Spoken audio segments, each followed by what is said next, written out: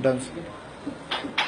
नमस्कार, लखनऊ के नौशी जान रेस्टोरेंट से मैं आपके साथ शमील शमशी जी के साथ मौजूद हूं, जो हमारे साथ हैं।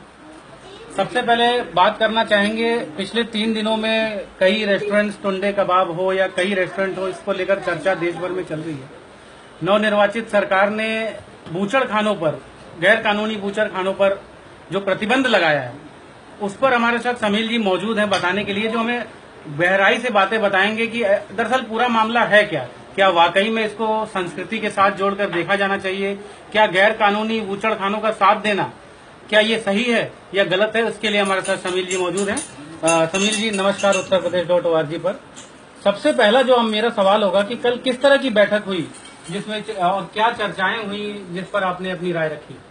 देखिए, ऐसा था कि कल होटल रेस्टोरेंट और होटल मैनेजमेंट के जो सारा संगठन था, उसकी एक मीटिंग हुई थी और उसमें साथ में स्लॉटर हाउस और बूचड़ खानों के मालिक भी शामिल हुए। उन लोगों ने ये लामबंदी करने की कोशिश की कि उनकी इस लड़ाई में जितने रेस्टोरेंट वगैरह हैं वो सब भी शामिल हो जाएं और बंद हो जाएं, वो भी हड़ताल में शामिल हों, जिसके ऊपर हम लोगों ने कड़ा विरोध किया।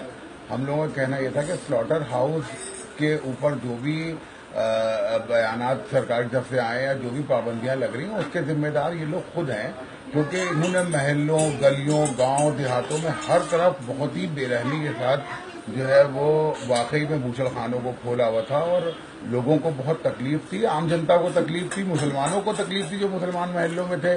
कुत्तों में बहुत इजाफा बढ़ा हुआ था, कीड़े, गंदगी, बीमारियां, तमाम तरह की। उसके अलावा सबसे बड़ी चीज ये थी कि किस तरह के जानवर कट रहे हैं, इसमें लोगों को बहुत ही दिक्कत सामने आती थी, क्योंकि कई बार ये चीजें हम लोगों के सामने आई कि साहब बीमार जानवर काटे गए, मरे हुए जानवर काटे गए, यहाँ तक कि ये सब भी चीजें आई कि साहब कहीं कुत्ता कटा, कहीं बकरा कटा।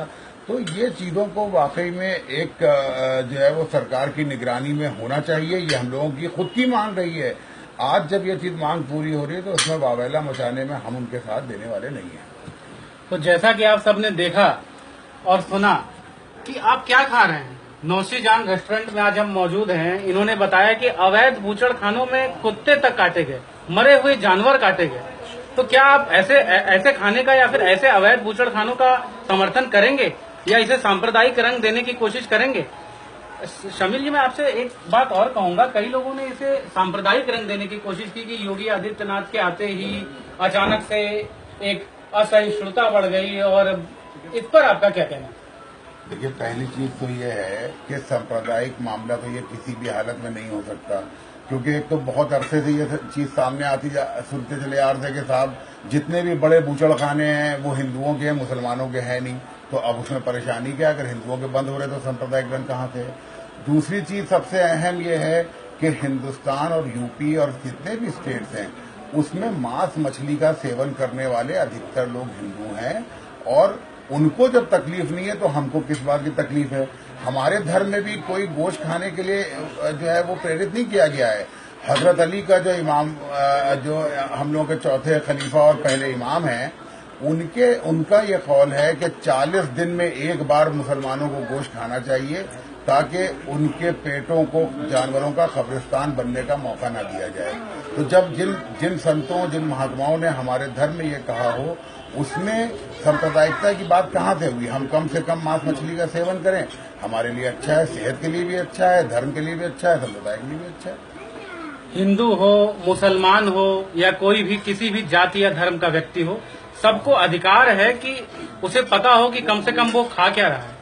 अवैध बूचड़ खानों में, जैसा कि हमें शमील जी ने बताया कि अवैध बूचड़ खानों में कुत्ते तक काट दिए जाते हैं, पता नहीं होता। लोगों ने गलियों तक में बूचड़ खाने खोलकर रखे हुए हैं, और इस पर जो आज इन्होंने बयान दिया, मेरे समझ से ये पूरा देश अगर इस चीज को देखे और हमारे नौशी जान रेस्टोरेंट में आकर एक बार इनका भी व्यू पॉइंट ले, तो मेरे समझ से एक अच्छा संदेश पूरे देश भर में जाएगा कि ये किसी भी तरीके की ज्यादती नहीं है, बल्कि जो गलत हो रहा है उसके खिलाफ सिर्फ एक आवाज है।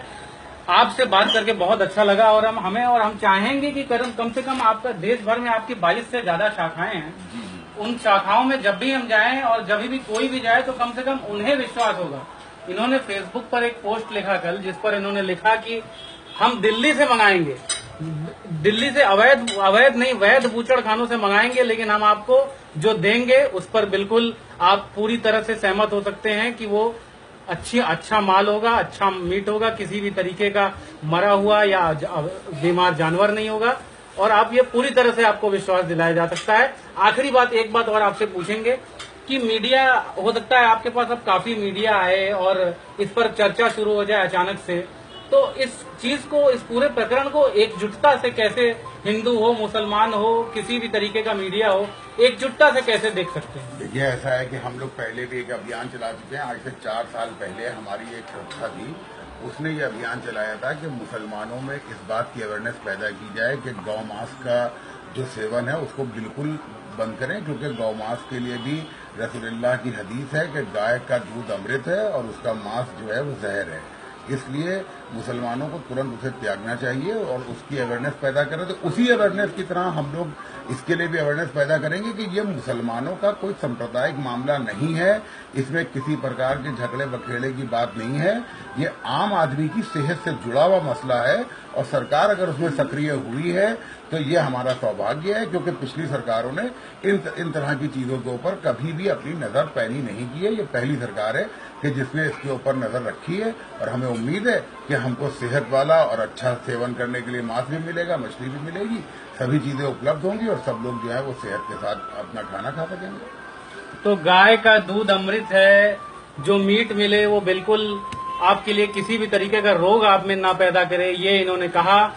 अगर जो भी ये वीडियो देख रहा है uttarpradesh.org के माध्यम से, हम आपसे अनुरोध करते हैं कि इस वीडियो को कम से कम उन लोगों तक पहुंचाएं जो लगातार इस कंफ्यूजन को पैदा करने की कोशिश कर रहे हैं कि रेस्टोरेंट बंद हो जाएंगे, ये अत्याचार हो रहा है या कुछ भी हो रहा है। जो कुछ भी आपने सुना, ये नौशीजान रेस्टोरेंट के ओनर की मांग है, ये उनकी अपील है और ये सिर्फ एक नहीं, पूरे देश भर में 22 है।